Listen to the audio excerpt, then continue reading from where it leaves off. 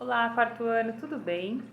Hoje nós vamos revisar um assunto de ciências, bem tranquilo, para a gente fazer esse quadrinho aqui, ó. Vocês vão realizar esse quadrinho da página 94, tá? Primeiro eu vou fazer uma explicação bem rápida para vocês.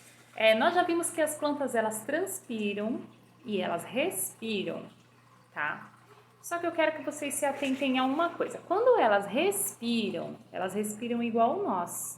Dia e noite, o tempo todo, elas respiram oxigênio e liberam gás carbônico. Elas fazem isso durante todo o processo. Então, elas respiram oxigênio e mandam embora gás carbônico, igualzinho nós fazemos. Elas fazem isso durante todo o dia e durante toda a noite, sem parar. Elas ficam respirando o tempo todo. Então, elas precisam do oxigênio o tempo todo. Só que quando elas produzem o próprio alimento, que elas fazem a fotossíntese, ou seja, quando está lá o sol, que elas absorvem a luz do sol para produzir o próprio alimento. Lembra que eu falei que ninguém alimenta a planta?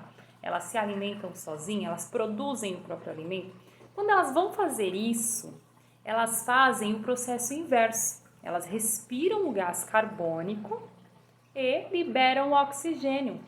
Elas fazem ao contrário, tá? Então, quando elas estão se alimentando, elas fazem ao contrário, ao mesmo tempo que elas também estão respirando. Então, quando elas vão se alimentar, elas respiram o gás carbônico e liberam o oxigênio. E é isso que traz ar puro para nós, tá? Então, é o processo que faz com que elas se alimentem. Só que esse processo só acontece de dia. Por que isso acontece de dia? Porque elas precisam da luz natural, elas precisam da luz do sol. Já ouviram falar que planta precisa tomar sol? Exatamente. Na verdade, não é nem a luz do sol, o calor do sol, é a claridade. Ela precisa da luz do sol, da claridade para produzir o próprio alimento. E quando ela faz isso, ela respira o gás carbônico e libera o oxigênio. Ela só faz isso durante o dia por causa da luz.